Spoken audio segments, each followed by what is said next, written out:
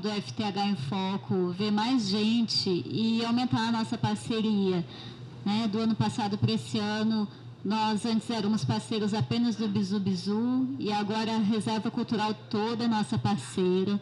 Isso é uma grande satisfação. É ótimo continuar contando com a parceria com a UniTV. O pessoal cada vez nos recebe mais e é maravilhoso. E a cada edição a gente inova um pouquinho, né? Então, o FTH em Foco, só lembrando, é um evento de extensão que a gente criou para divulgar as pesquisas, que são maravilhosas e às vezes a gente nem sabe, né, que os professores da faculdade estão fazendo. Então, nessa edição, a gente tentou fazer uma conexão maior entre sala de aula e extensão, que é uma proposta, né, do MEC. E é uma grande satisfação, então, recomeçar esse ano o FTH em Foco. Sejam todos bem-vindos. Bom, eu vou apresentar aqui, meu nome é Diana, né? E o nosso entrevistado da 5ª edição do FTH em Foco é o professor Osíris Ricardo Bezerra Marques, que está voltando de um pós-doutorado, né, em Economia do Turismo, na Universidade Federal do Paraná, onde a UF mantém uma parceria de pesquisa também. O professor Osíris está sempre de bom humor e adora viajar. Ele já está voltando para a Austrália, mas dessa vez a trabalho para capacitação. É doutor em Economia Internacional pela University of Leeds e doutor em Macroeconomia Internacional pela UFRJ. É professor da FTH e do mestrado em Turismo, que é o PPG Tour da UF. Tem aluno aqui do PPG Tour, né? Sejam todos bem-vindos. Além disso, é um dos coordenadores do Observatório do Turismo, do qual vamos falar hoje. Atua principalmente nos seguintes temas: indicadores e estatísticas do turismo, economia do turismo e avaliação de impactos econômicos do turismo. Osíris, obrigada por aceitar e seja bem-vindo. Nós temos também uma convidada especialíssima hoje, né, que é a professora Erli Maria de Carvalho Silva, que trouxe essa turma de disciplina de metodologia da pesquisa científica. Então, sejam todos muito bem-vindos por extensão. A professora Erli faz parte do corpo editorial do Caderno Virtual do Turismo, da UFRJ, e coordena a pesquisa do perfil do aluno ingressante na Faculdade de Turismo e Hotelaria da UF. E tem lugar garantido no coração dos alunos por sua doçura de sempre, né? É a preferida das preferidas. Obrigada, Erli. Bom, é a primeira vez que aqui no FTH a gente une esse evento às atividades de sala de aula. Graças à gentileza da professora Erli, que nos concedeu esse espaço. Nós esperamos que essa prática de unir ensino e extensão dê certo e continue. Hoje, vamos falar sobre as pesquisas quantitativas do Observatório e, principalmente, acerca do artigo A Jornada Mundial da Juventude 2013, os impactos econômicos dos gastos dos peregrinos na cidade do Rio de Janeiro. Nome grande, hein? Mas esse artigo foi publicado na revista Tourism and Management Studies de 2015. Ele está disponível também, para quem quiser ler ele completo, no site da FTH em Foco. Os alunos que vieram já leram, né? Todos fizeram o dever de casa, claro, né? A gente sabe disso. Então, a gente vai começar falando do Observatório do Turismo. Como essa ideia começou, Osíris? Quem são os professores envolvidos no Observatório? Bom, boa tarde a todos, todas. Boa tarde, professora Erli, Diana, os alunos da hotelaria, aos alunos do turismo, a professora Manuela, nossa visita ilustre, que está fazendo doutorado lá na Universidade de Aveiro, veio aqui fazer a pesquisa de campo, né?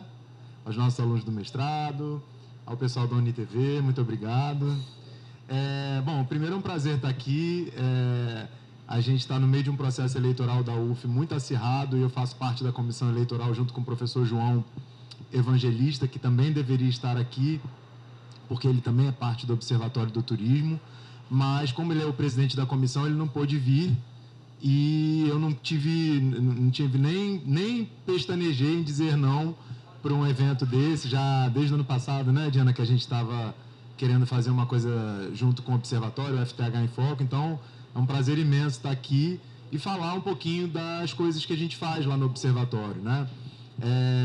O Observatório ele é um grupo de pesquisa, um núcleo de estudos e pesquisas. Ele começou em 2010, mas se estruturou mais consistentemente em 2012, quando a gente conseguiu um projeto da FAPERJ de monitoramento do turismo do Rio de Janeiro.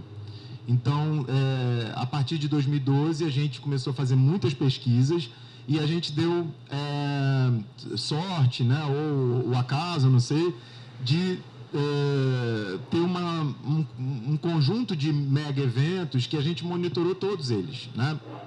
Então, na verdade, o Observatório surgiu porque eu e o João somos economistas de formação.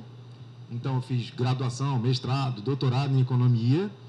E quando a gente entrou no turismo, né, eu fiquei muito chocado com a falta de informação no turismo, né? Porque na economia a gente tem muita informação. A gente tem séries históricas desde os anos 40, né? Do PIB, da inflação, taxa de juros, né? E no turismo, não. E eu fiquei muito intrigado como que as pessoas tomam decisões no turismo sem informação, né? Como, né? Você faz política pública, enfim, uma série de decisões, tanto privadas quanto públicas, sem ter informação. Então, a gente, muito incomodado com isso, resolvemos criar o Observatório do Turismo e, desde então, temos feito pesquisas nessa área de monitoramento do turismo, impacto do turismo, né? Tentando, minimamente e ainda timidamente, apesar de termos feito muita coisa, tem muito mais coisa a ser feito, né? Tentar preencher essa lacuna aí de informações que são produzidas no turismo. Mas ainda tem um caminho longo aí pela frente para a gente preencher. Osíris, a minha outra pergunta era sobre o objetivo do observatório, mas acho que você já falou um pouco. Se quiser falar mais, tudo bem. Mas, se não, vamos falar um pouco de pesquisa, né? Já que o observatório se ocupa majoritariamente em gerar informações quantitativas sobre o turismo, e é por isso que a professora Erli trouxe a turma, né? O que são informações de natureza quantitativa e para que elas servem? Esse é a partícula de Higgs do turismo, né? A chave do tesouro, né? Que a gente está querendo desvendar. Por quê? Porque, na verdade, a pesquisa quantitativa ela exige um acúmulo de conhecimento, né, muito grande para que ela seja realizada. Eu estava falando com a professora Eli agora há pouco, ela estava me dizendo isso, né, que vocês falaram um pouquinho sobre essa diferença entre pesquisa quantitativa e pesquisa qualitativa. Mas, assim, grosso modo, a gente poderia dizer que a pesquisa qualitativa, ela aprofunda um assunto sem poder generalizar esse assunto, né? Então, a gente não tem capacidade de generalização com a pesquisa qualitativa. Já com a pesquisa quantitativa, a gente tenta mensurar alguma coisa, né? A gente tenta quantificar determinadas variáveis e, eventualmente, tentar estabelecer relações entre essas variáveis, né? Então, a gente poderia, por exemplo, querer saber por que um turista gasta mais ou menos, o que explica o fato de um turista querer gastar mais ou menos, né? Isso uma pesquisa qualitativa não vai responder, só uma pesquisa quantitativa, né? Então, esse conhecimento que a pesquisa quantitativa traz, ele exige um conhecimento muito profundo de estatística, né? A estatística ela é uma ferramenta importantíssima para a pesquisa quantitativa, e isso acaba apavorando um pouco os alunos, né? Porque, primeiro que os alunos, tanto do turismo quanto da hotelaria, muitos deles vão fugindo da matemática quando escolhem esses cursos, né? Ninguém tá querendo falar muito de matemática, né? E depois porque, de fato, exige um acúmulo de informação que não se dá de uma hora para outra. Por outro lado, as pessoas acham que a pesquisa qualitativa ela é mais fácil. Ela não é mais fácil, né?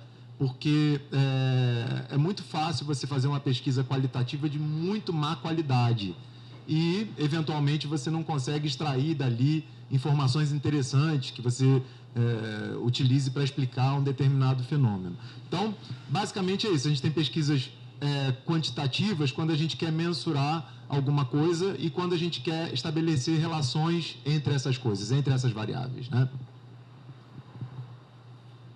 Pessoal, é a primeira vez que a gente tem convidado especial, a gente sempre só tem entrevistado, eu esqueci. Todo mundo ama a professora Erli, ela não pôde nem dar oi para vocês, eu vou deixar ela dar oi. Olá, todo mundo.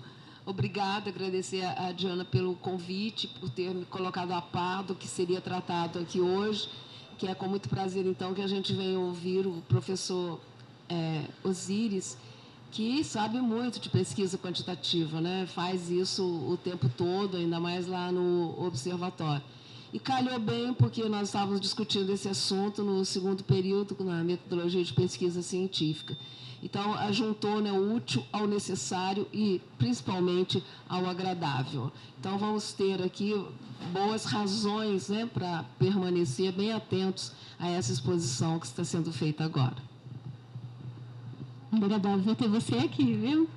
Bom, então, continuando, quais são os principais métodos de pesquisa quantitativa? Agora que você já convenceu todo mundo a fazer pesquisa quantitativa, vamos lá, o que a gente pode fazer?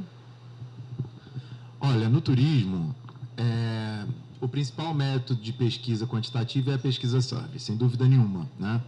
É o que é mais utilizado. E é o que a gente mais utiliza no Observatório do Turismo também, né? E o que é a pesquisa survey? Eu até disponibilizei um texto para vocês sobre pesquisa survey, porque as pessoas acham que a pesquisa survey é só você fazer um questionário e aplicar, né? Não é verdade isso. Tem toda uma estruturação da pesquisa, né? Que passa, sim, pelo questionário, mas também tem a questão da amostra, também tem a questão da população que você está investigando, né? Muitas vezes eu vejo pesquisas, os alunos botando pesquisas no Facebook, né? Para falar assim, faz essa pesquisa aí, né? Preenche essa pesquisa aqui, não sei o quê. Eu fico um pouco assustado, eu confesso, porque, na verdade, quando você coloca uma pesquisa no Facebook, por exemplo, você perde o controle da sua população-alvo, né? Porque, normalmente, quando você faz uma pesquisa survey, você tem um público-alvo, né? Mesmo dentre os turistas. Então, por exemplo, nós fizemos já pesquisa na Jornada Mundial da Juventude, né, que é o tema que a gente trouxe para cá, mas a gente fez pesquisa na Copa, na Olimpíada, fizemos pesquisa no Carnaval LGBT do Rio de Janeiro, em 2014, fizemos pesquisa com taxistas, né, fizemos pesquisa no Rock in Rio. Então, cada pesquisa tem um público-alvo diferente, né? Então, é importante você saber qual é a sua população, né? Quem é o grupo que você quer explicar, para que você possa desenhar a pesquisa a partir disso. Até porque as perguntas que vão surgir dependem também disso, né? Eu estou fazendo agora um trabalho com os alunos de técnica de pesquisa, que é a disciplina que eu estou lecionando esse semestre, e a gente estava... eu pedi para eles fazerem uma pesquisa de demanda em várias situações diferentes, né? Uma pesquisa de demanda no evento, uma pesquisa de demanda sobre o Museu da Manhã, por exemplo. Então, obviamente que são públicos diferentes. Você fala assim, tudo bem, são todos turistas, mas nem todos são elegíveis para responder aquela pesquisa e nem todos têm as informações que você quer extrair do turista para que você possa responder a pergunta que você quer responder. Então, toda pesquisa ela parte de um problema, de uma questão, né? Então, todo pesquisador é um ser muito curioso, né?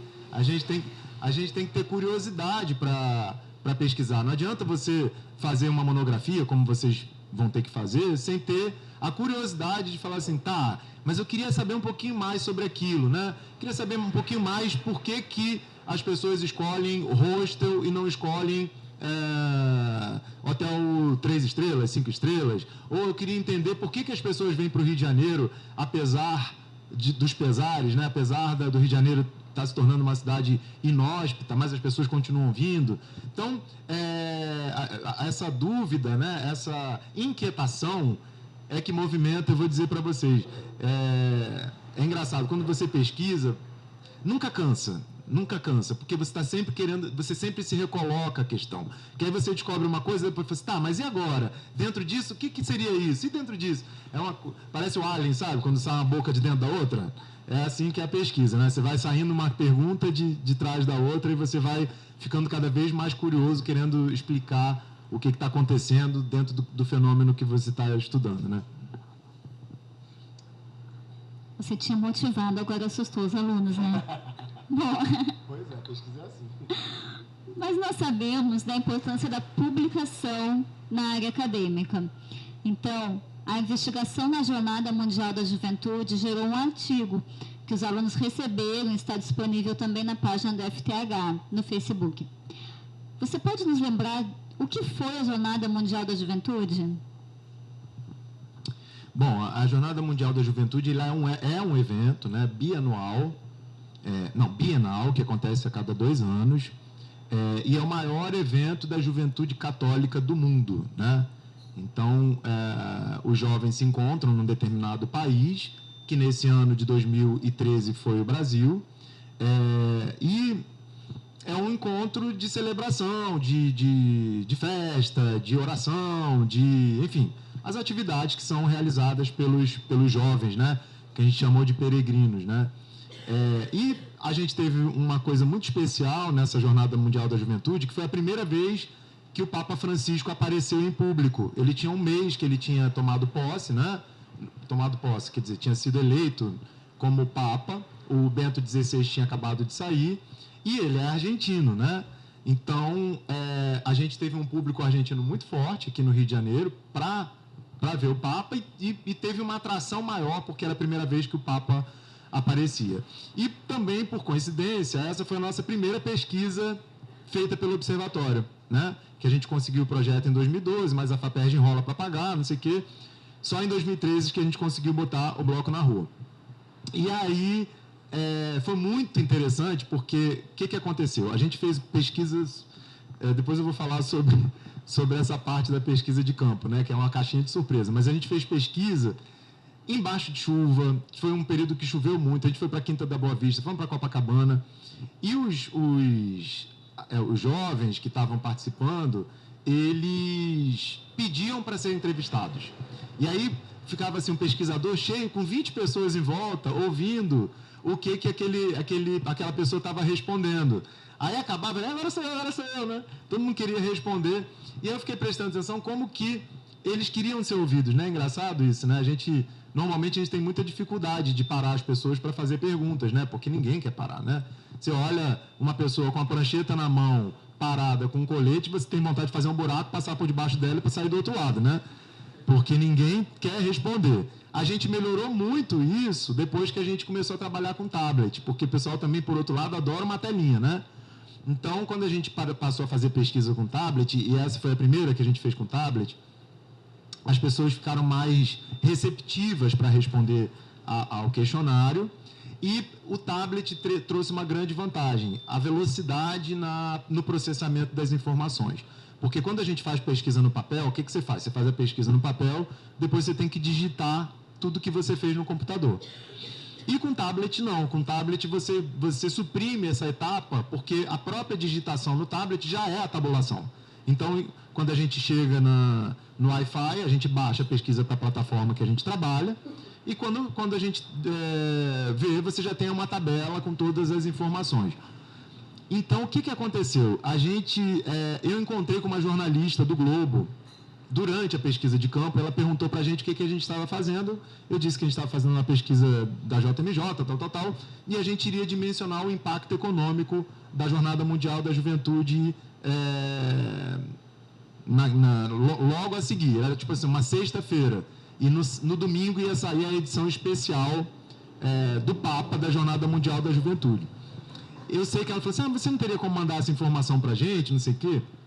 Aí eu saí correndo, peguei todas as informações, conseguimos tabular, calculamos o impacto econômico numa velocidade incrível, mandamos na sexta de manhã. Na sexta-noite a gente mandou para ela, porque o jornal do domingo sai no sábado, né? Só no Brasil que acontece, no jornal do domingo sai no sábado. E aí, quando a gente pegou a capa do jornal do Globo, estava assim, só o Papa e uma notinha da gente do lado. Impacto da Jornada da Juventude causou 1,8 bi, né, de impacto, tal. Aí foi assim uma coisa, né, porque a gente ficou super, tinha uma página inteira com a pesquisa que a gente tinha feito, e aí foi um momento que a gente também se tornou mais público, né, foi logo na primeira pesquisa que a gente conseguiu divulgar uma informação nesse nível, junto com o Papa. Essa informação, eu sei que ela viajou, depois começou a passar na propaganda da Igreja Católica, porque a Jornada Mundial da Juventude acabou causando um prejuízo muito grande para a Igreja, teve um problema no terreno de Guaratiba, enfim, teve uma série de questões que aconteceram, a Igreja acabou ficando devendo uma parte dos fornecedores, e eles começaram a pedir recursos, né? E aí começou a aparecer uma propaganda na TV da igreja falando sobre a Jornada Mundial da Juventude, já passei 1,8 bilhão. Eu falei assim, caraca, olha só, está na propaganda da igreja, né? É interessante isso, né? O impacto que uma pesquisa pode causar na sociedade, né? Isso aumenta muito a nossa responsabilidade, né? De fazer pesquisa, ou seja, do rigor com que a gente faz a pesquisa e com o rigor que a gente divulga essas informações. E, por outro lado, dá um gostinho a mais de que a gente está fazendo uma coisa para a sociedade, né? Que a sociedade também está usufruindo daquilo que a gente produz, né? Isso é muito bom. Sem dúvida, é muito bom. Tem um monte de gente que chega na faculdade e pergunta: o que eu estou fazendo aqui? Para que serve? Tá vendo para que serve? É só vir nos FTH, vocês vão ver um monte de motivos, um monte de pesquisa. Bom, o Observatório tem feito análise dos grandes eventos sediados no Rio de Janeiro. Qual a importância de eventos desse porte para o turismo, na tua opinião, Osíris? Bom, primeiro eu queria cumprimentar a professora Thelma, né, que chegou depois, o pessoal também, né? Na verdade, assim, os grandes eventos... Eu não tenho uma boa notícia sobre os grandes eventos no Rio de Janeiro, na verdade, né? A gente teve muitas oportunidades, muitas. Isso, a gente está falando da JMJ de 2012, mas antes teve jogos militares, tivemos em 97 o PAN, né? Então a gente teve muitas oportunidades. Talvez tenha sido o único país que teve Copa e Olimpíada junto, e a gente não soube capitalizar esses mega eventos a favor do turismo, né? Quer dizer, a gente teve, obviamente, alguns resultados positivos, a gente não pode dizer que não teve. Tivemos muitos resultados negativos também, né? Mas, no geral, eu acho que não soubemos aproveitar, não soubemos... A Olimpíada ela já estava ali no limite da crise, né? Quer dizer, a gente já tinha uma crise sendo gestada que... Acabou a Olimpíada, ela estourou e a gente não soube não ficou nem o gostinho da Olimpíada na boca ainda, porque quando a gente viu, a gente já estava aí com Dilma sendo impeachmentada, né? Foi no ano da Olimpíada que a Dilma foi impeachmentada, e a crise, enfim. Então, a violência do Rio de Janeiro, que também acabou explodindo. E hoje a gente vê, por exemplo, os estádios que foram construídos para a Copa abandonados, sem recursos, né? Sem condições de se manterem, um recurso muito alto investido para um retorno muito pífio, né? Os hotéis no Rio de Janeiro se debatendo aí porque tiveram a sua capacidade hoteleira dobrada, né? A gente passou de 20 mil unidades habitacionais para 40 mil unidades habitacionais, e agora a taxa de ocupação baixou muito, porque não temos turistas e a violência tem espantado muito eles. Então, assim, eu acho que... eu não sou contra os mega eventos, não, pelo contrário, eu sou muito a favor, mas acho que a gente foi muito inábil na forma de conduzir e capitalizar os efeitos positivos que os mega eventos poderiam produzir. E a gente teve muitas oportunidades que foram desperdiçadas, né? Vide a quantidade de eventos que a gente tem, e todo ano a gente tem mega evento, né? O Carnaval e o Réveillon são 2 grandes eventos, então não é por falta de oportunidade. A gente continua tendo a cada ano pelo menos 2 mega eventos aí que poderiam, inclusive, serem melhor capitalizados. Nesse último ano, por exemplo, o Carnaval do Rio foi super criticado, né? Por conta da segurança, por conta dos preços. Então, a gente vai vendo que, mesmo os eventos que a gente tem cativos, eles ainda não são tão bem cuidados quanto poderiam ser, né? Agora, você começou a contar os fatos curiosos da coleta de dados. A gente quer saber mais, né? O que rola na coleta de dados? Olha, rola de tudo. Impressionante, é muita coisa. Porque, primeiro, quando você faz pesquisa, você vai para um ambiente externo, né? E aí você interage com as pessoas, né? Então, por exemplo, no Carnaval LGBT, eu fiquei até super surpreso, porque a gente recebeu essa encomenda da Rio Tour para a gente fazer um carnaval que descrevesse o perfil de quem era o turista LGBT que vem para o Carnaval do Rio de Janeiro. Só que a gente teria que fazer durante o Carnaval. Aí eu falei assim, ferrou, né? Ninguém vai querer fazer, os alunos não vão se interessar, vai estar todo mundo viajando, não vamos conseguir fazer a pesquisa, né? Aí coloquei no Facebook uma chamada, né, para os alunos, se eles queriam participar e tal. Uma galera se candidatou. E essa pesquisa, especialmente, ela tinha uma coisa particular. Como a gente era contratado da Rio Tour e do grupo Diversidade, né, que é ligado à prefeitura, eles deram, todos os eventos LGBT do Rio de Janeiro deram entrada de graça para os pesquisadores. Mas não era para se divertir, era para fazer a pesquisa. Só que a gente não conseguia fazer a pesquisa dentro do evento, porque o som era muito alto, né?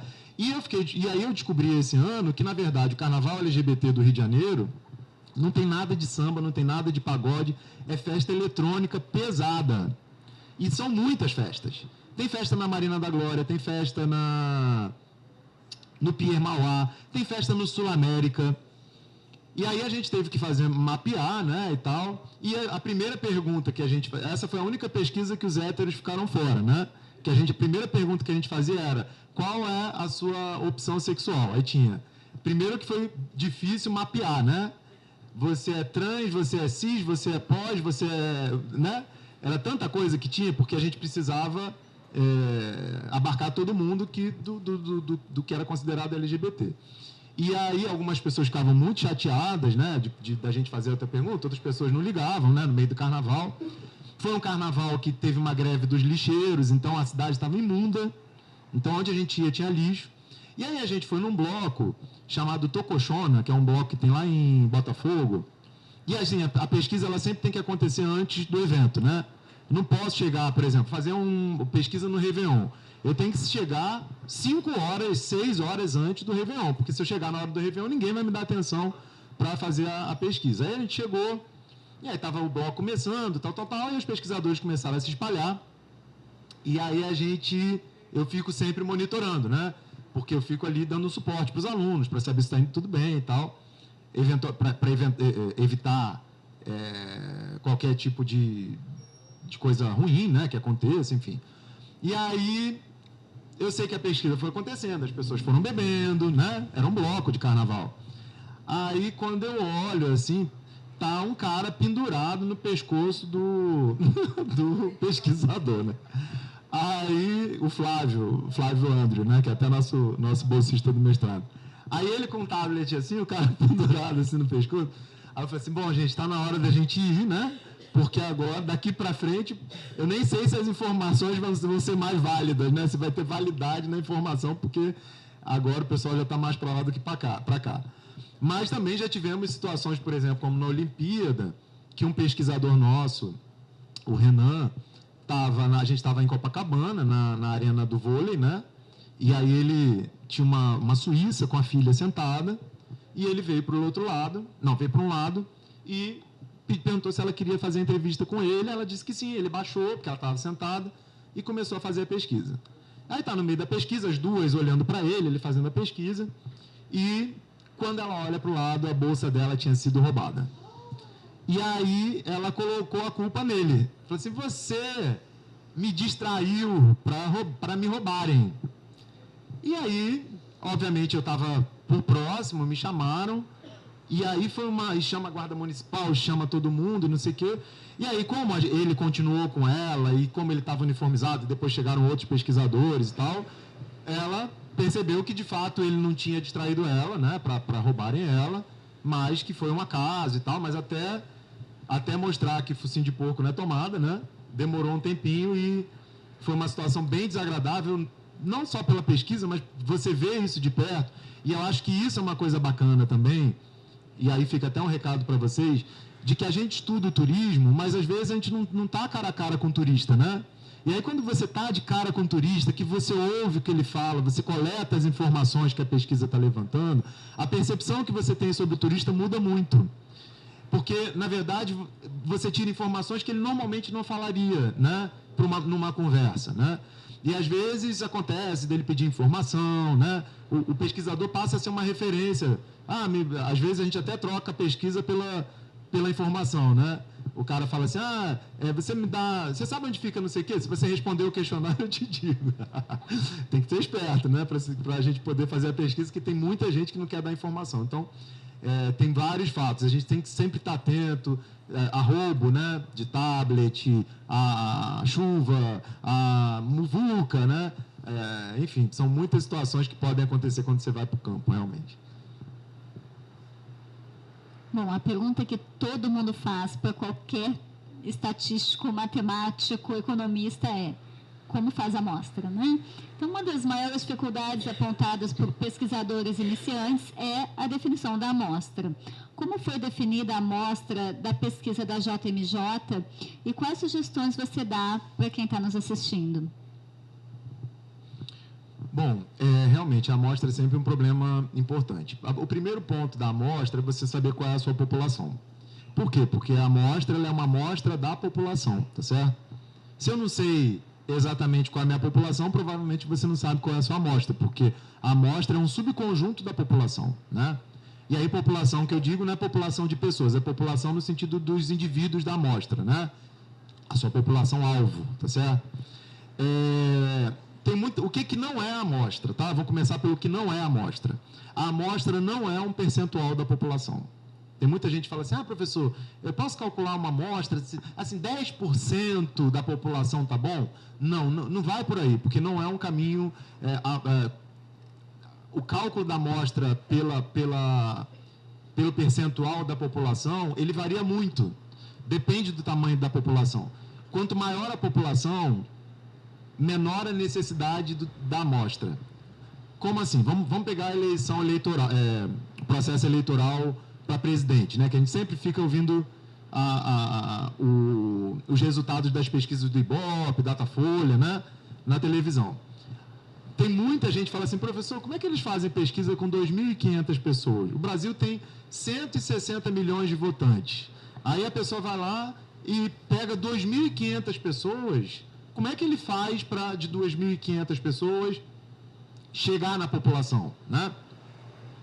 Aí, se você pegar 2.500, 2.700, vamos colocar 3.000 pessoas, de 160 milhões, vai dar um percentual muito baixo, né? Se a gente fosse calcular pelo percentual que eu estava dizendo para vocês. Então, na verdade, se eu aumentasse de 160 milhões para 300 milhões a população, provavelmente a amostra ia aumentar de 2.700 para 3.200. Não tem uma proporcionalidade no aumento da amostra quando a população cresce muito.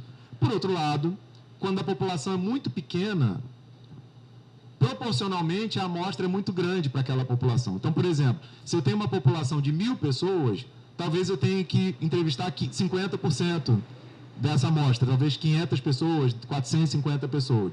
Aí você fala assim, mas nas eleições eu tive um percentual de 0,000 não sei quantos por cento, e aqui eu tenho que ter 50%, exatamente porque não tem correspondência em relação ao percentual, né? Então, assim, como é que eu calculo a amostra? Obviamente que eu não vou ter como explicar aqui para vocês, mas vai depender do método amostral que você vai estar utilizando.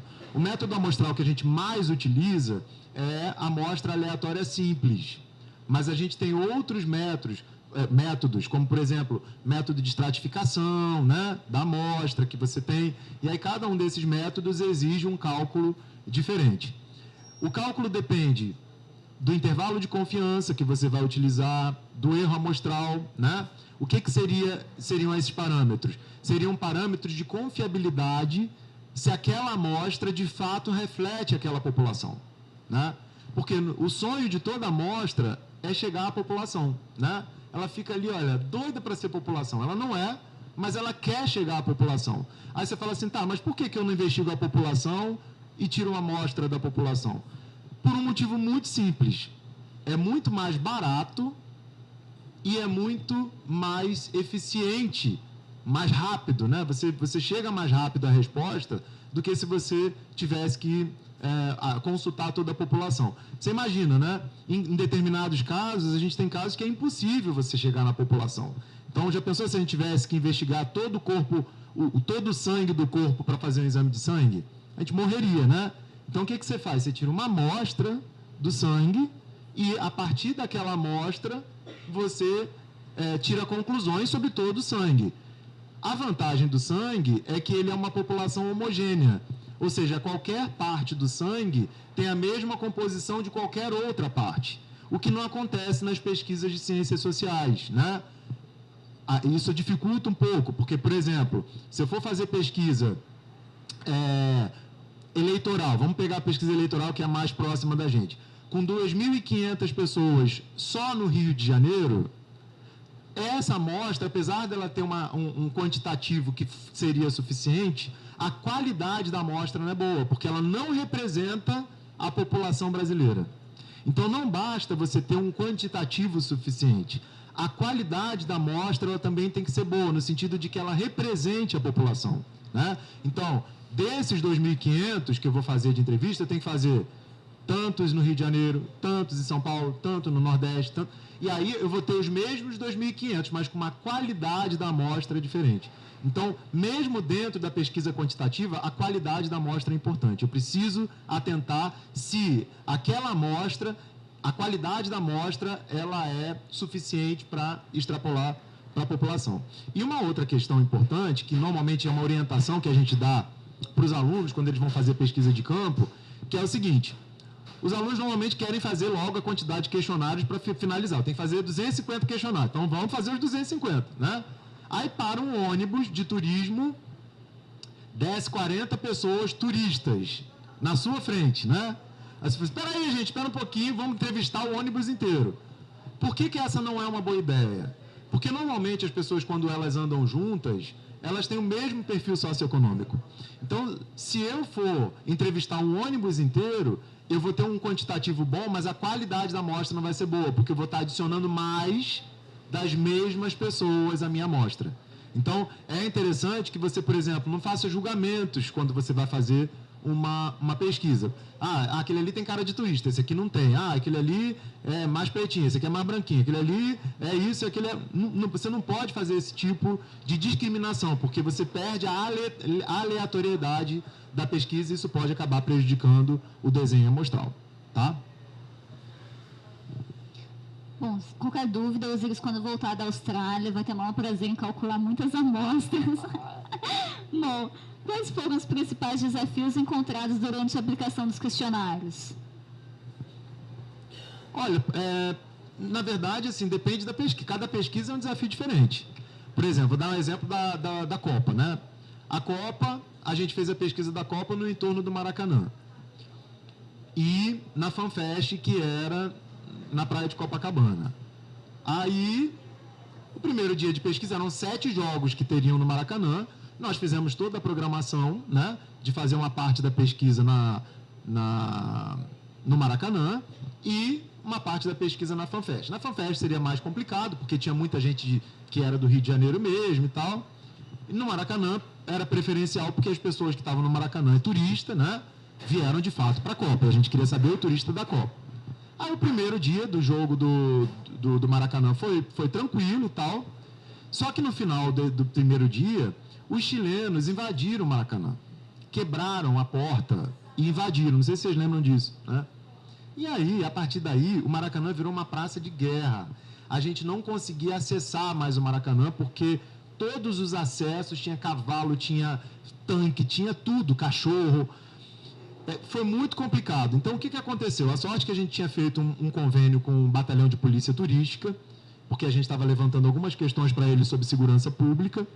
E aí o coronel, né?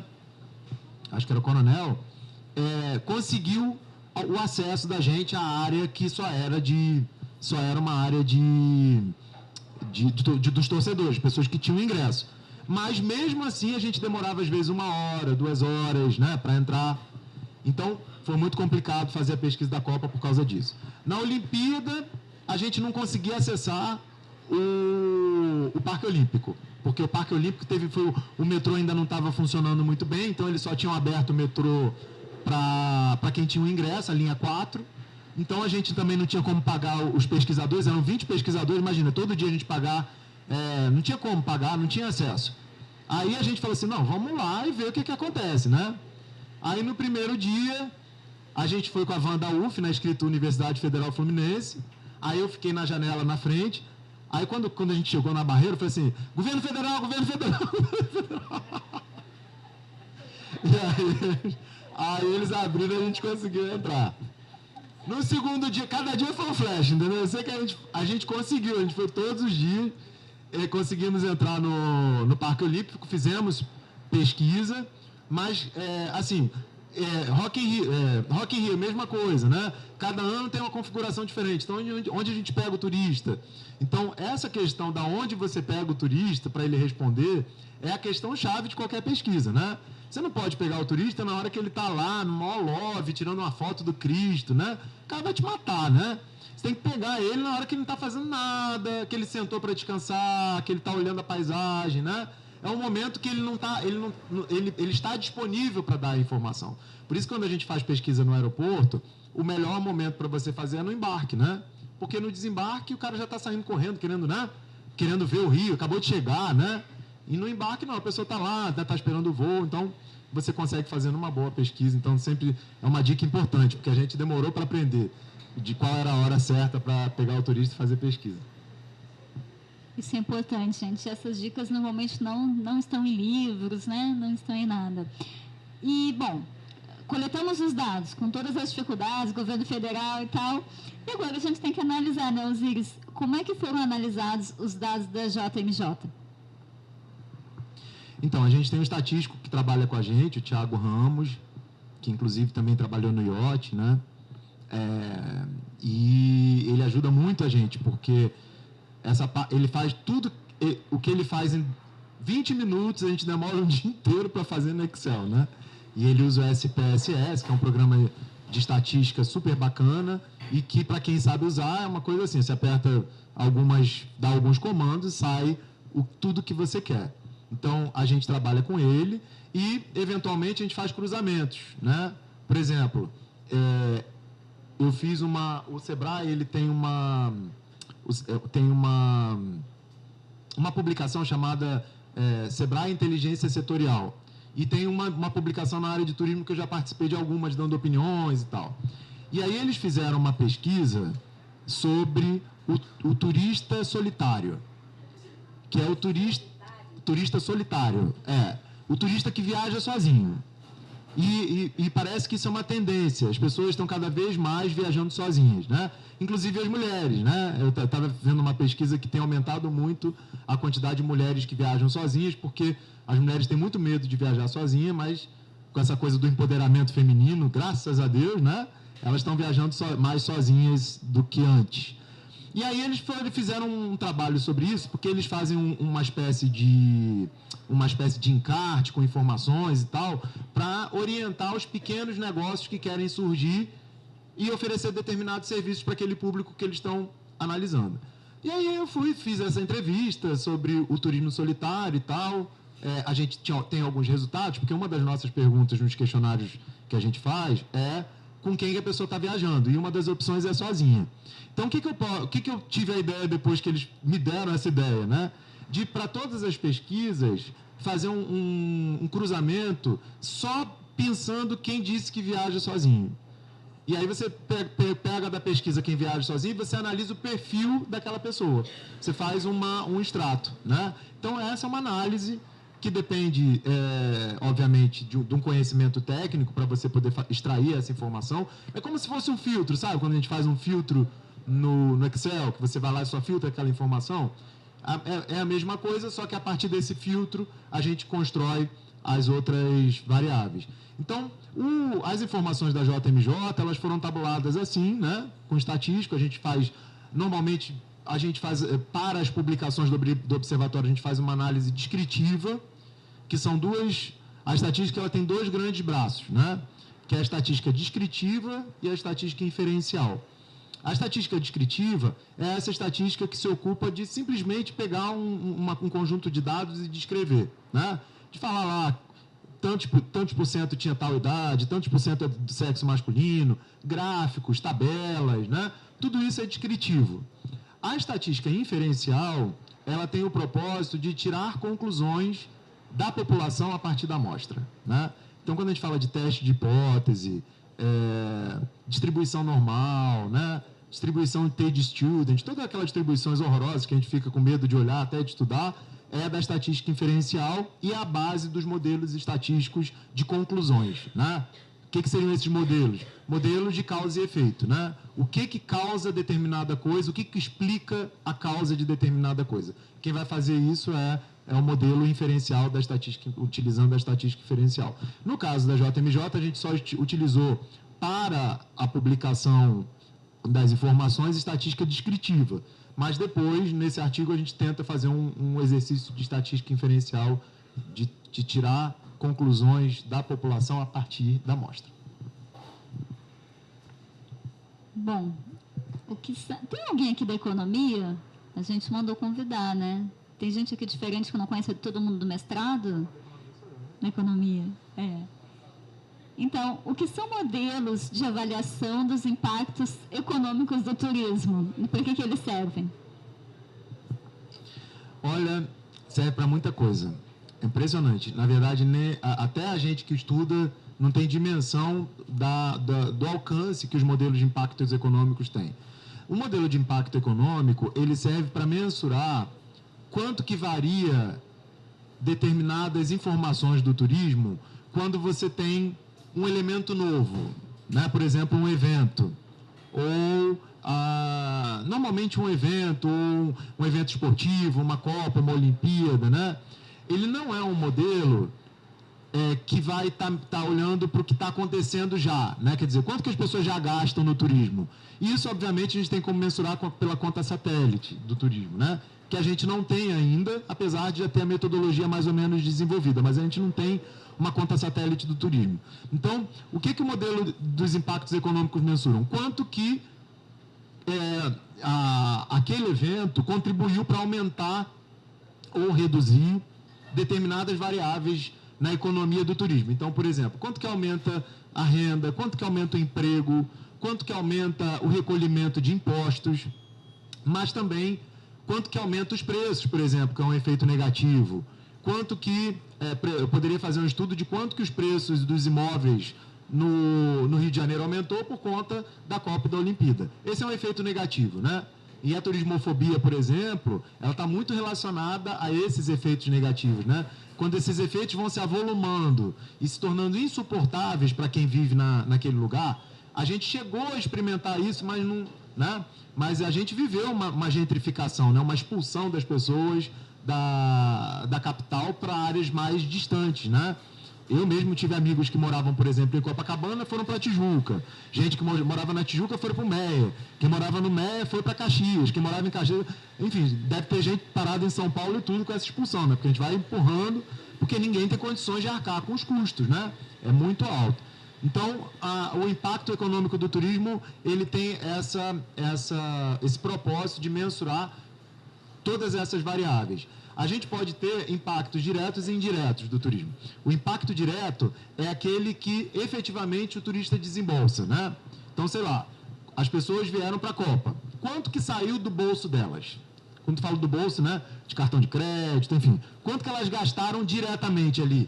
Pagaram de hotel, foram no restaurante, gastaram com transporte, gastaram na balada, né?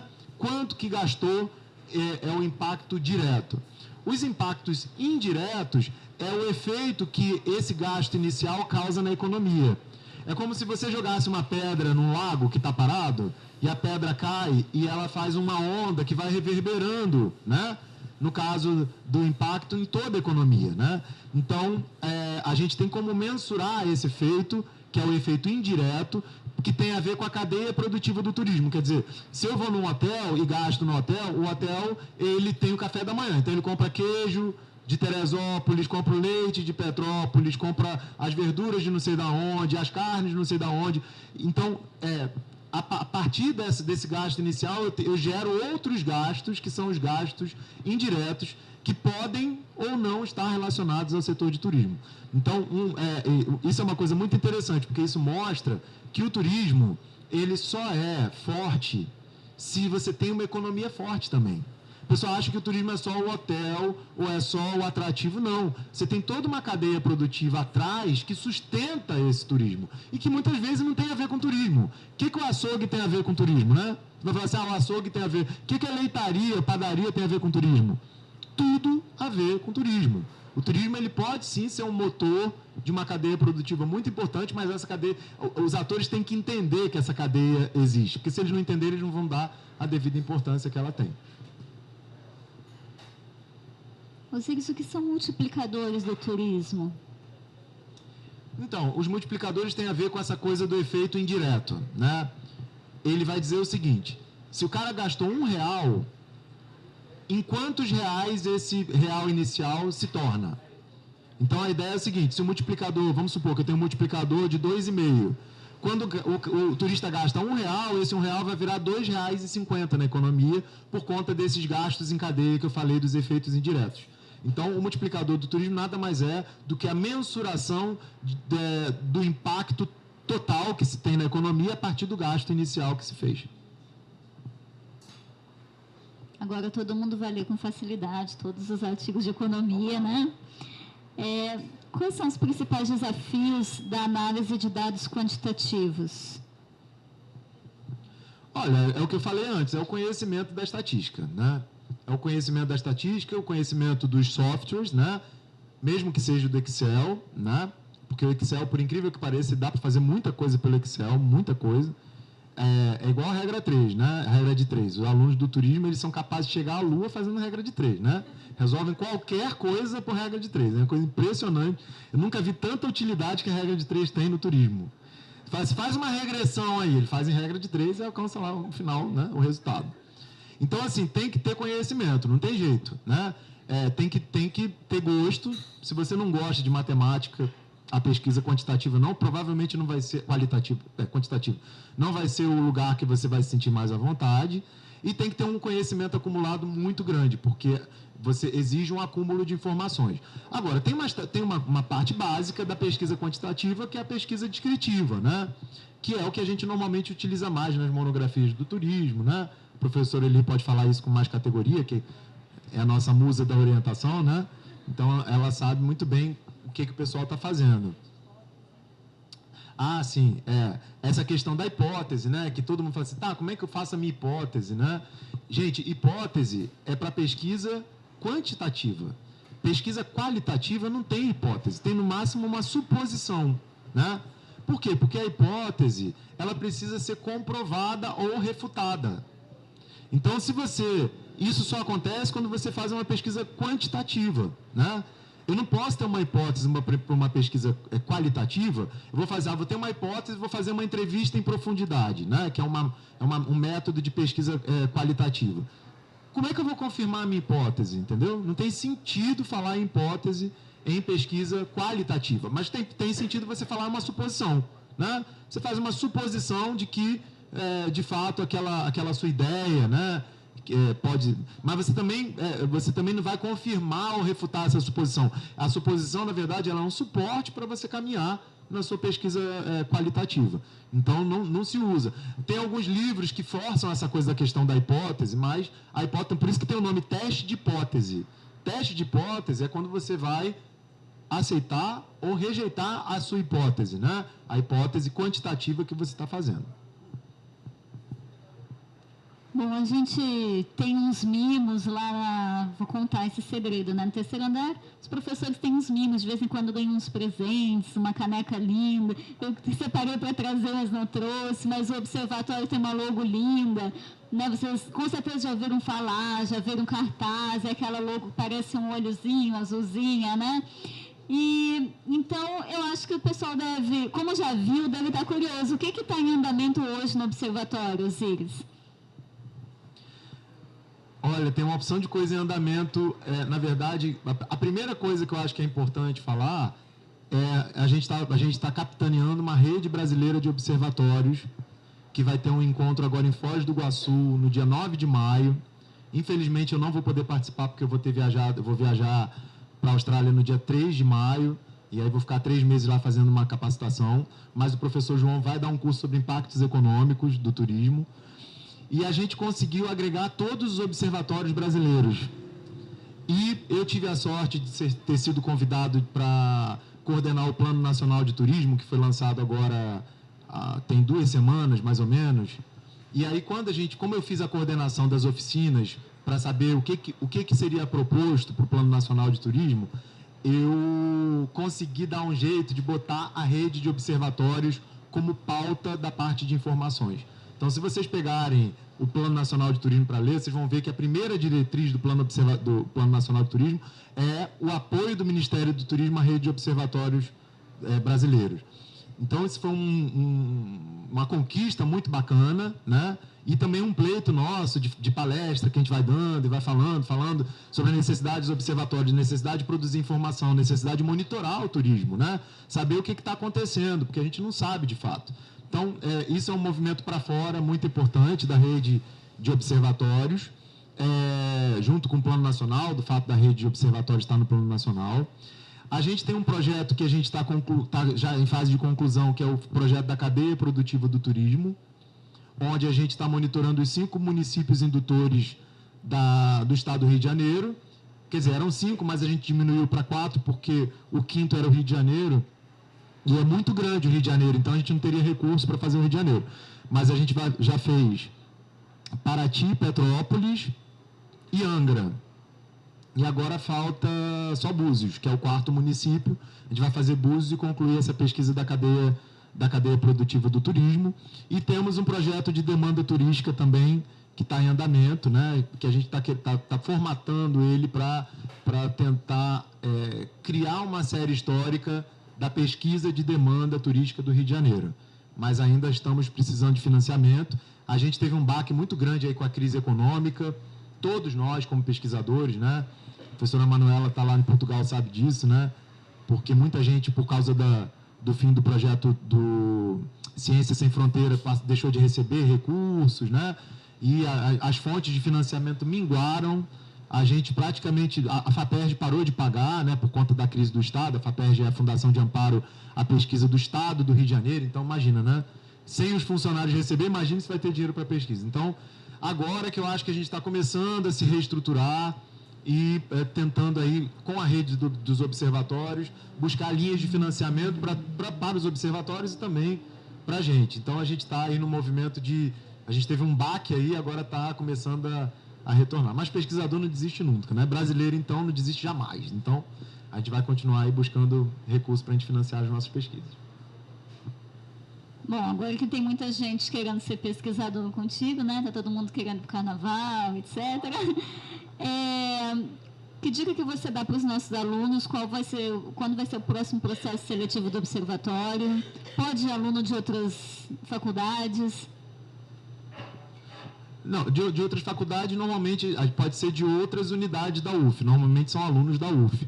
Mas os alunos mesmo que estão sempre com a gente são os alunos do turismo e da hotelaria, né?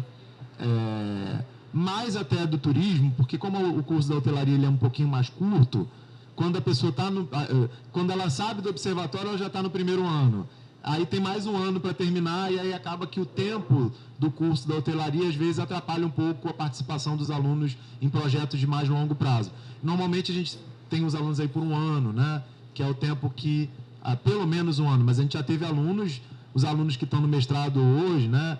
A Isabela já fez pesquisa com a gente, o Flávio, o Rômulo, a Juliana, enfim, vários alunos que passaram pelo observatório hoje estão no mestrado, já finalizando o mestrado, né? Então é muito bacana ver isso, né? Que a gente consegue. A gente tem um aluno, Marcelo Nunes, que já é professor da Rural, virou professor da área de turismo, já está fazendo doutorado, né? Então é muito legal por um lado e péssimo por outro, que a gente vai vendo que a gente vai ficando velho, né, professor? Que a coisa está andando rápida demais, né? Não sei o que está acontecendo, mas já tem 10 anos que eu estou no turismo, né? Parece que eu entrei ontem, já tem 10 anos. Daqui a pouco eu estou me aposentando, né, Thelmo? Se Deus quiser e o Temer deixar, né? A gente se aposenta. Mas, assim, esse ano, por conta dessa licença capacitação que eu vou fazer, e por conta do professor João também está super enrolado como presidente da comissão eleitoral aqui da UF, a gente resolveu não fazer o processo seletivo para não deixar os alunos desamparados, né? Então, eu vou fazer essa capacitação, em agosto eu volto, e aí eu devo fazer o processo seletivo do observatório. Para quem não sabe, o Observatório do Turismo fica na sala do CAPT, que é lá na Praia Vermelha, é uma sala no outro campus, não é aqui no bloco H do Graguatá, é uma sala que fica na alfasa do bloco H, lá na Praia Vermelha, fica no térreo. Vocês estão todos convidados para ir lá conhecer. É um espaço que a gente conseguiu construir com recurso de pesquisa, de várias pesquisas, um espaço super bacana, talvez um dos poucos espaços dedicados à pesquisa, 100% dedicado à pesquisa, né? Então, é um orgulho nosso poder ter esse espaço, ter conseguido construí-lo, né? E todos os alunos que passaram por lá, que foram cerca de 50 alunos até hoje, colocaram uma pedrinha. Muito legal isso. Então, para a gente é um prazer sempre trabalhar com os alunos, convidá-los a fazer as nossas pesquisas. A gente deve fazer pesquisa no segundo semestre, mesmo que as pessoas não sejam do observatório, como membro do observatório pode participar como pesquisadores de campo, a gente sempre faz chamada no Facebook para isso. Então, a porta está sempre aberta, né? E aí, no segundo semestre, a gente deve ter um processo seletivo. Tá? Nossa convidada especialíssima quer fazer alguma colocação ou pergunta?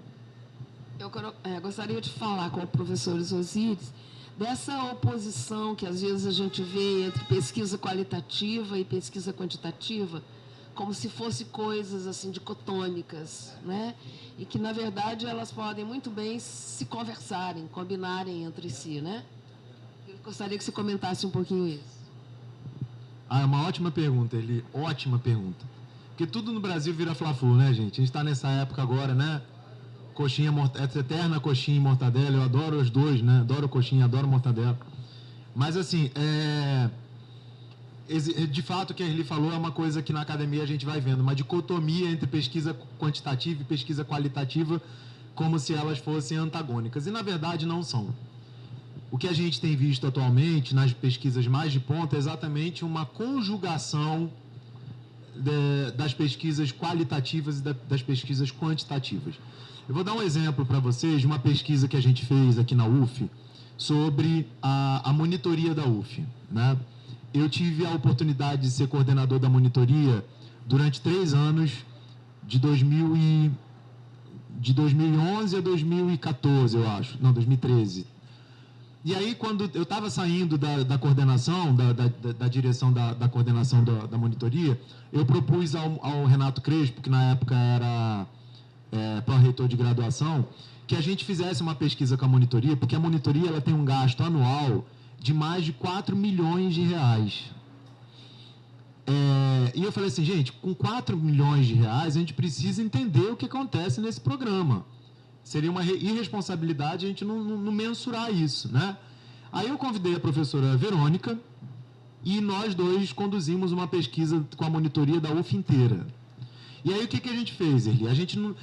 A monitoria é muito complexa, porque ela tem muitas aplicações. Ela pode ser atendimento ao aluno, ela pode ser construção de material didático, ela pode ser apoio a laboratórios, nas disciplinas laboratórias. São muito diferentes, né? Então, como eles são muito diferentes, o que a gente fez? A gente resolveu fazer um grupo de foco, vários grupos de foco, com estudantes atendidos pela monitoria, monitores, professores orientadores de monitoria e os coordenadores de monitoria. Então, a gente fez um grupo de foco com cada um desses núcleos e, a partir do que a gente obteve nos grupos de foco, a gente foi capaz de construir um questionário quantitativo, porque esses grupos de foco nos deram uma direção do que a gente precisava perguntar. Será que o que aquele grupo falou se confirmaria numa pesquisa quantitativa? Ou seja, será que a gente conseguiria generalizar aquilo que está sendo falado, né? Então, a gente foi construir 4 questionários a partir dos grupos de foco e aí sim fizemos a pesquisa quantitativa, né? E foi maravilhoso. Eu tenho esse material, depois eu posso até disponibilizar para vocês. Ficou uma pesquisa sensacional. Depois eles fizeram uma impressão linda, a impressão com papel bonito, não sei o quê, ficou tão bonito, né? Tipo assim, caraca, foi a gente que fez isso, né? Chega a dar um orgulho, assim.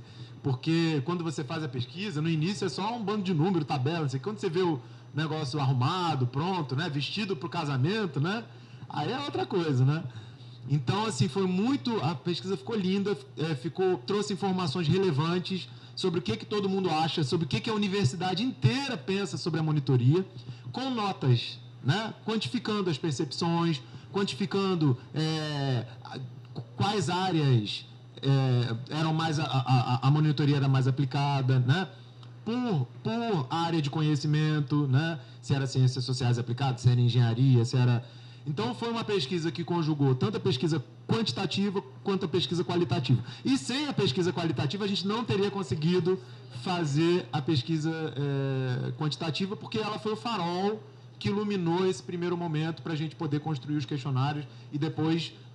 você vê, a gente não consegue fazer grupo de foco com a universidade inteira, porque a pesquisa qualitativa ela tem o propósito de olhar determinados grupos, né? Mas a gente consegue alcançar a universidade inteira com um questionário quantitativo a partir desses grupos. Bom, pessoal, eu não canso de falar sempre no início ou no final das edições da FTH o quanto é um orgulho para mim trabalhar com professores que fazem pesquisa e que contribuem dessa maneira, com essa qualidade, para o turismo no Brasil. Né? As atividades elas não acontecem a esmo, não acontecem na sorte, mas acontecem com muito trabalho e com pesquisa séria. Então, muito obrigada, é um orgulho estar aqui com vocês e especialmente prazeroso estar com a professora Erli, que topou essa ideia meio maluca de tirar os alunos da sala de aula no momento em que ela ia falar de pesquisa quantitativa e trazer para cá, né, para fazer uma vivência um pouco diferente. Eu até queria aproveitar e pedir para os alunos que estão com uma ficha de avaliação do evento, se vocês gostaram ou não dessa proposta, coloquem aí para ver se a gente continua com essa ideia ou se a gente tenta outro caminho, né? Bom, então, agradecer mais uma vez os nossos convidados, agradecer a todos vocês, é muito legal ver aluno nosso fora de sala de aula e falando de ciência também, mas de um jeito diferente, quer dizer, interessado ainda na faculdade, no saber, no estudar, no aprender, mas de um jeito diferente. Dizer que esse programa agora, né, é legal porque a UniTV, antes era só um projeto de extensão, né, agora a UniTV já chama de programa, então tá com o pessoal da UniTV também é muito bacana, porque eles sempre nos dão dicas maravilhosas, então agradecer de novo a parceria da UniTV, agradecer de novo a parceria do Bizu Bizu. E mais uma novidade desse FTH que eu queria agradecer é que agora a nossa equipe está muito maior. A gente teve muitos alunos trabalhando nessa equipe, que foi muito legal. Eles entravam na minha sala toda hora, vamos fazer e tal, o que está precisando. Final de semana mandavam mensagem perguntando o que precisa para fazer. Então, esse engajamento todo, eu até então não tinha visto assim tão grande, foi muito legal. Então, eu queria agradecer aí dos professores da equipe do FTH, Thelma e Adriana. Né? Agora nós temos estagiária, a Dara, que chegou agora com tudo, foi a primeira vez que a gente teve cartaz e tal, então chegou em cima da hora, mas assim, entrou de cabeça no FTH. A gente tem as duas funcionárias, a Márcia e a Adriana também, estão colaborando muito com o FTH, e a gente tem Tamires, Adriele, Gabriel, Vitor, Marina e a Ana, né, que também toparam, fizeram recepção e tal, então cada vez tem mais gente. Agradecer e dizer que é uma satisfação muito grande e quem quiser em breve preencher o e-mail vai receber um e-mailzinho com o próximo. Nós temos previsão de 4 eventos desses por ano, esse é a 5ª edição e o primeiro de 2018, então vocês vão receber o convite para o próximo e podem trazer mais gente. Foi um prazer estar com vocês. Muito obrigada. Bom, eu quero agradecer a professora Diana pelo convite, tá? De ter me colocado a par, né, do que iria acontecer. Quero parabenizar pelo evento, né? Tudo tão arrumadinho, tão planejado, ela tão preocupada com tudo, de fazer da melhor maneira possível. Quero agradecer ao professor Osíris também, professor, que a sua contribuição foi bem grande para nós. Porque uma coisa seria eu teorizar a respeito de pesquisa quantitativa, porque eu não tenho nenhuma prática na pesquisa quantitativa. Mas você trouxe a vivência do dia a dia da pesquisa quantitativa. Como dizem na propaganda, isso não tem preço, não é? Porque isso não está em livro, a gente não aprende nada disso no livro. E suas explicações muito claras, muito objetivas. Então, parabéns também pela capacidade de trazer para nós essa vivência toda da pesquisa quantitativa. E agradeço aos meus queridos alunos e a todos pela companhia que me fizeram aqui nesse evento.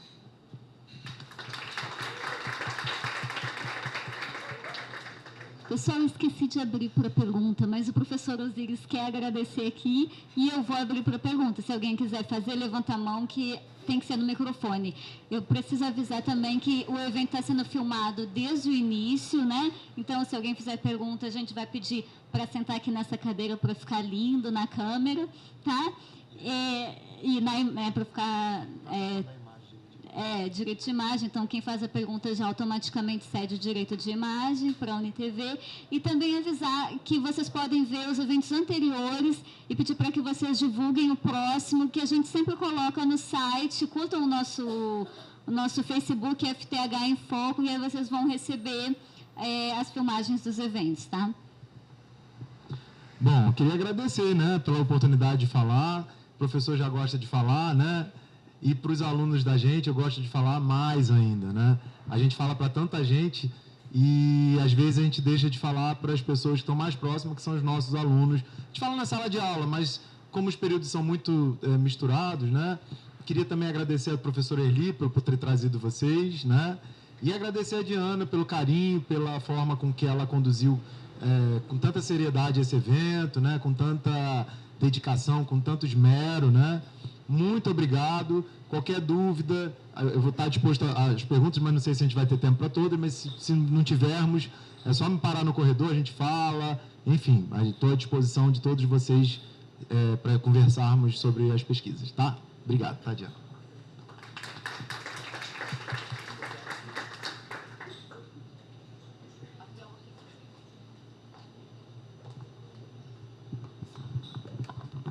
Boa tarde.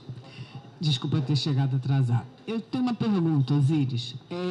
Eu tenho uma experiência de pesquisa, aquela pesquisa que eu fiz lá no Museu do Louvre, e na França é interditado colocar em qualquer pesquisa, não é que seja interditado, não é praxe, colocar em qualquer pesquisa uma pergunta muito comum nas pesquisas brasileiras, que é renda familiar. O francês não responde. Se você perguntar qual é a renda familiar, então, nos formulários, eles aplicam no Museu do Louvre 10.000 pesquisas por ano, que são quantitativas. As qualitativas são dentro das necessidades da quantitativa. E não há, quando eu fiz o meu formulário, estava lá o modelo brasileiro de renda familiar, né? E imediatamente a chefe da pesquisa mandou que eu tirasse, porque isso não se pergunta na França. Por que nós perguntamos? O que esse elemento, renda familiar, acrescenta na leitura dos resultados? Olha, acrescenta muita coisa, né? Porque, na verdade, a gente não pode esquecer que o turismo ele é uma atividade econômica, né? Então, dependendo da capacidade de renda da pessoa, você pode atingir ela de formas diferentes, né? Então, por isso que aí você tem, por exemplo, as divisões em classe A, B, C, D, E, que vem a partir da divisão de renda. Então, é possível, por exemplo, claro, tudo depende do objetivo da pesquisa. Pode ser que essa pergunta não seja importante para a sua pesquisa, né? Mas numa pesquisa de demanda turística, se você não tiver renda, foi até interessante você perguntar isso, porque uma aluna agora que está fazendo a pesquisa de demanda, ela falou assim, professor, a gente decidiu não perguntar renda. A gente não vai perguntar renda, porque é muito constrangedor, né, professor? Eu falei assim, não, você vai perguntar sim.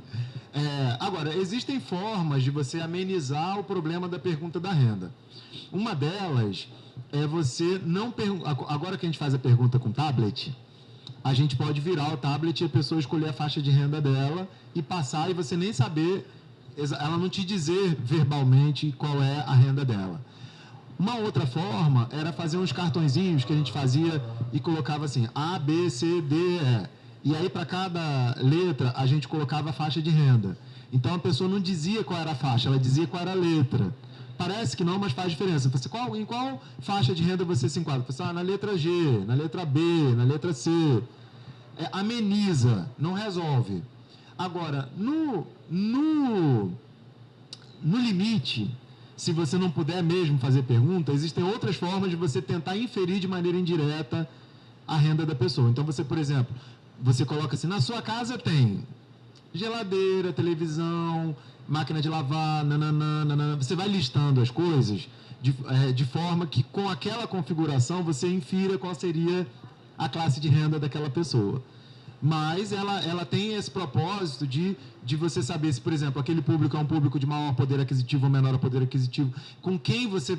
o plano de marketing, por exemplo, se você utilizar isso para um plano de marketing do museu, para que público você vai direcionar e como você vai se direcionar. Então, tem esse sentido maior em relação a esse direcionamento e também o poder de compra, né? Durante 10 anos... O professor Dantas, o professor Aguinaldo e eu aplicamos uma pesquisa no Museu de Arte Contemporânea de Niterói, né? Era uma pesquisa que começou no Plínio Leite e veio aqui para a UF, né? E saiu artigo com publicação, enfim. E a gente conseguia linkar o nível de escolaridade com a renda familiar e com o hábito de visitar museu. Né? Então, no resultado da nossa pesquisa, durante 10 anos aponta claramente que o grande público de museu é o público escolarizado. E, para ser escolarizado, tem que ter uma renda. Né? Eu acredito que, com essas políticas inclusivas, né, que a gente está vivenciando, eu acho que daqui a uns anos esse cenário vai mudar um pouco. Porque eu acho que as pessoas, mesmo com renda menor, vão ter mais escolaridade e aí também frequentar mais os equipamentos culturais. O que você acha? Você acha isso possível? Eu acho que os museus é que estão também mudando, né? Assim, a forma que o museu também se apresenta atrai públicos mais variados, né? Então, você vai, por exemplo, no Museu da Manhã, que é uma outra proposta, né? Tem uma interação, Então, acho que isso acaba atraindo mais as pessoas do que uma exposição simplesmente contemplativa, né? De que aí sim você precisa de significados, de fundamentos da época daquela escola e tal. Então, acho que é um movimento conjunto, né? Eu acho que as pessoas estão mais escolarizadas e, de fato, as políticas inclusivas vão produzir esse resultado, mas também os museus estão mudando a forma de se relacionar com seus visitantes, né? E isso acaba tornando eles mais atraentes, né? Bom, não tendo nenhuma pergunta mais, só agradecer a presença de vocês e convidar para o próximo, tá bem? Obrigada.